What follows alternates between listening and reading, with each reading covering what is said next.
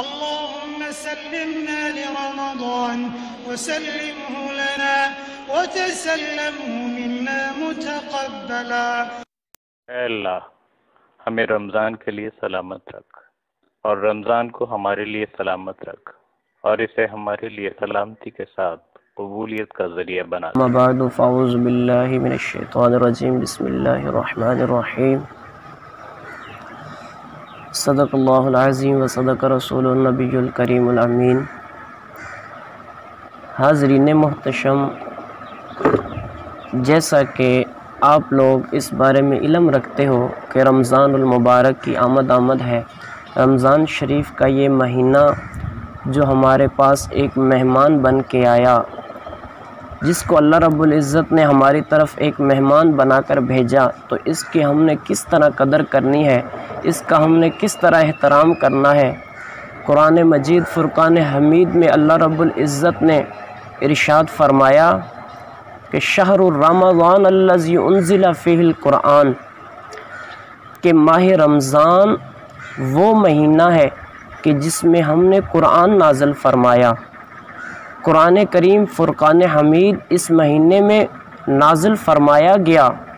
اور اس مہینے کی عظمت اور شان بخوبی اسی سے اندازہ لگایا جا سکتا ہے کہ اس مہینے کا مقام کتنا اعلیٰ و عرفہ ہے۔ جس مہینے میں قرآن نازل کیا جائے، جس مہینے میں قرآن رب العزت کا کلام اتارا جائے، اس مہینے کی عظمت اور شان بخوبی ہمیں پتہ چلتی ہے کہ اس مہینے کا ہم نے کس طرح احترام کرنا ہے، کس طرح ہم نے ادب کرنا ہے، کس طرح اس میں روزے رکھ کے اللہ رب العزت کی رضا حاصل کرنی ہے، کس طرح عبادات کر کے ہم نے اللہ رب العزت کی رضا حاصل کرنی ہے، کس طرح غریب و مساکین کی مدد کر کے ہم نے رب العزت کی رضا حاصل کرنی ہے۔ ہمارا مقصد صرف اور صرف یہ ہونا چاہیے کہ ہم نے اللہ رب العزت کو راضی کرنا ہے، اور اللہ رب العزت اور اس کے رسول کی رضا کی خاطر ہم نے روزے رکھنے ہیں۔ تو لہٰذا میں اس بات پہ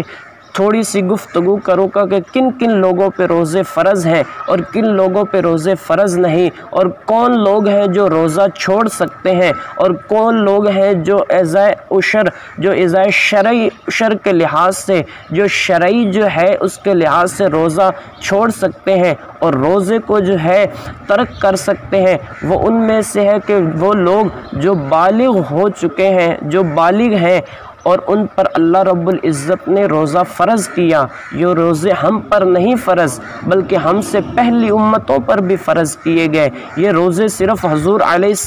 السلام کی امت پر فرض نہیں کیے گئے، بلکہ ہم سے پہلے جتنے بھی انبیاء آئے، ہم سے پہلے جتنی بھی امتیں گزری، اللہ رب العزت نے تمام پر یہ روزے فرض کر کے اتارے۔ تو لہٰذا جن لوگوں پہ روزے فرض ہیں، ایسا بالغ بچہ جس کی عمر کم از کم 12 سال ہو چکی ہے، حد بلوغیت جو ہے وہ 12 سال سے لے کر 15 سال کے درمیان میں بچہ بالغ ہو جاتا ہے۔ جو بالغ ہو گیا ہے اس پہ روزہ فرض ہو چکا ہے۔ اور جو نوجوان ایسے پھرتے رہتے ہیں طاقت رکھنے کے باوجود پھر بھی روزہ نہیں رکھتے، حضور نے فرمایا کہ جو بندہ جان بوجھ کے ایک روزہ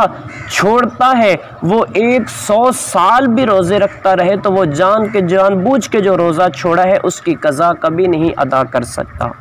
تو لہٰذا جن لوگوں پہ روزے فرض ہیں، 12 سال سے لے کر 40-50 سال سے اوپر تک جتنے بھی لوگ ہیں، سوائے وہ لوگ جو مریض نہیں ہیں، مرض میں مبتلا نہیں ہیں، جو مرض میں مبتلا نہیں ہوئے، ان کے لیے روزے اللہ رب العزت نے فرض کر دیے ہیں۔ اور حضور علیہ السلام نے ہماری یہ تلقین فرمائی ہے، ہمارے لیے یہ نصیحت فرمائی ہے کہ مومنو روزے رکھو، روزہ رکھنے سے اللہ رب العزت کی رضا حاصل ہوتی ہے۔ فرشتے اللہ کے تمام اعمال لکھتے ہیں۔ جب روزے دار کی باری آتی ہے تو اللہ رب العزت فرماتا ہے کہ اس کی نیکیاں آپ نے درج نہیں کرنی، اس کی نیکیاں آپ لوگوں نے نہیں لکھنی۔ فرشتے عرض کرتے ہیں یا رب العالمین، تمام نیکیاں ہم لکھتے ہیں، تمام جو لوگ اعمال کرتے ہیں وہ ہم رجسٹرڈ پر لکھ لیتے ہیں، لیکن روزے کے اعمال، روزے کی نیکیاں، روزے کا ثواب ہم کیوں نہیں لکھ سکتے؟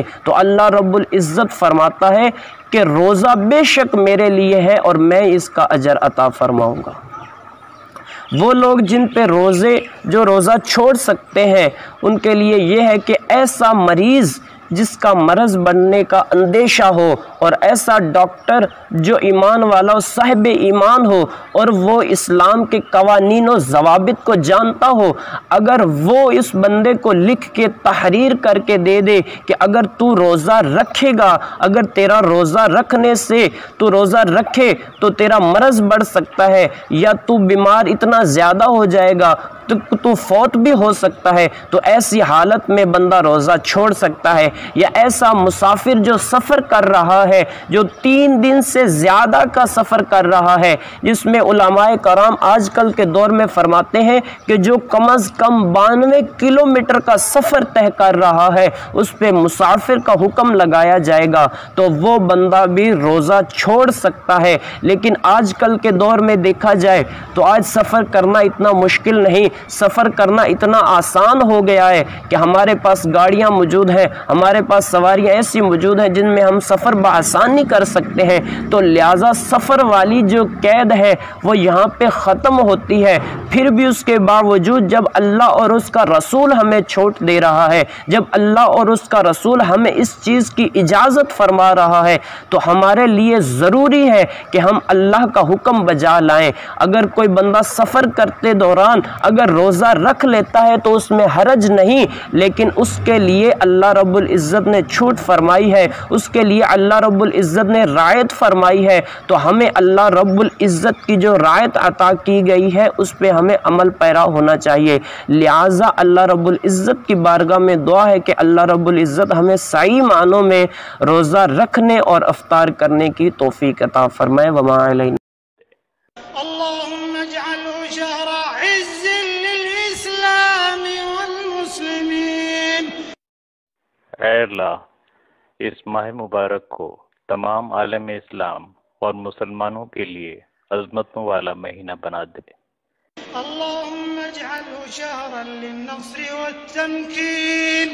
للإسلام والمسلمين في